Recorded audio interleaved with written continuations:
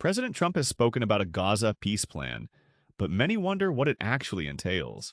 Given the instability in the region and ongoing violence, what are the chances that Trump's peace plan could actually gain traction? And what obstacles would it immediately face?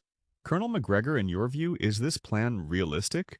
Or is it more of a political gesture than a workable solution?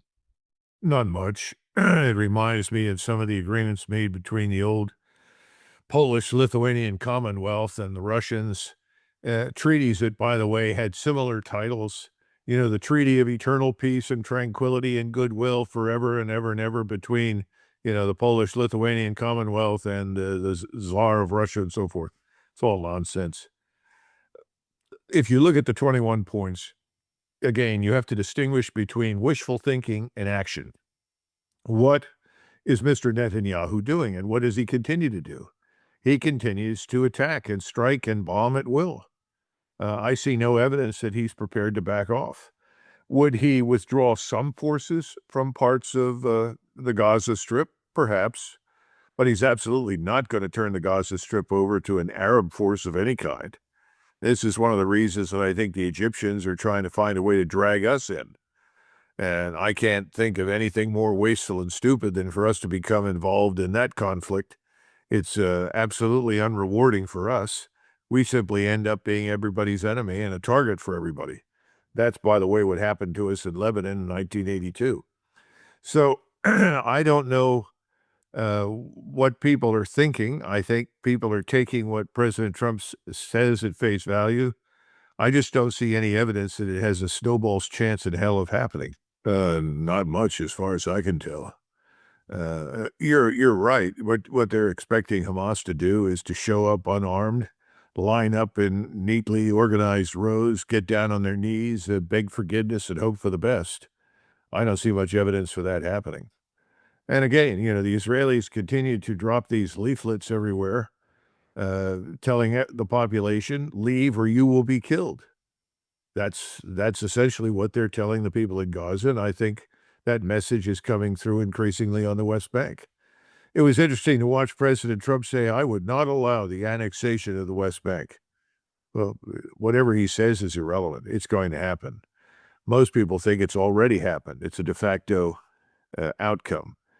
His backers, the people that elected him, that paid for his term in the White House and control Congress, want those things to happen. They're going to happen unless Israel is destroyed in a future war or conflict. And of course, that brings us to Iran. Could that happen against Iran? I don't know. But I think we're going to go through another round of war with Iran. There's no question about that. Well, you've already pointed to the most important ones. The movement of people, ammunition in the form of missiles, rockets, fuel, and other things, refueling assets, jet aircraft. All of that is moved into the region, the Eastern Mediterranean, the Red Sea. So I fully expect something to happen in the near future. What's the trigger? I don't know. People say, well, it could be a false flag. I don't think it matters very much. I think Mr. Netanyahu knows that he has really a limited opportunity and time to strike and be successful. The whole greater Israel project is actually hanging in the balance. Things haven't gone very well in Gaza. The anticipated time in Gaza was less than 6 months. Here we are 2 years later. So he's got serious problems on his hands. His economy is destroyed, but it doesn't matter very much since we're pouring billions into Israel to keep the economy going. I think, though, he's worried about the turn of public opinion in the United States against Israel and support for Israel. And his fear is not today, but in the future. Therefore, you've got to act sooner rather than later to achieve your goals. So I think he's got to attack. I thought that he would have attacked by the end of September, certainly by the middle of October. We'll see. It could be pushed further into November. It all depends on the readiness indicators. When I say readiness, aircraft, personnel, people, ammunition, fuel, positioning, ships, everything. All of those things have to be taken into account. I don't have a detailed description of that. And if I did, I wouldn't give it to you anyway, because I'm an American and I still want Americans to come through this. with as few as casualties and losses as possible, whether or not I support the policy. So more than that, I cannot say. But I think it's coming, and I think it's coming soon. Well, again, you're asking important questions. I don't know the precise answers. I think they have no doubt kept Iran under persistent surveillance. And to the extent that they could introduce people from Azerbaijan or Syria or Iraq or somewhere else into Iran, or from Afghanistan for that matter, to find answers to these questions, I'm sure they've done it. Will that make any difference? I don't know. I know that the Russians have now weighed in pretty dramatically to assist with integrated air defenses.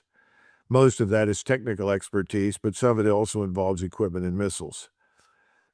Iran is certainly stronger now, more cohesive as a society, more capable than it was the last time around. It's also interesting that we've seen articles in the Russian press and also in Azerbaijan and elsewhere that the so-called religious police in Iran will no longer stop women who fail to wear the proper headgear or veil themselves or anything else. In other words, the relaxations of the restrictions that are associated with that Islamist or Islamic revolution are beginning to vanish officially. They've already been dramatically reduced. The population simply rejected it.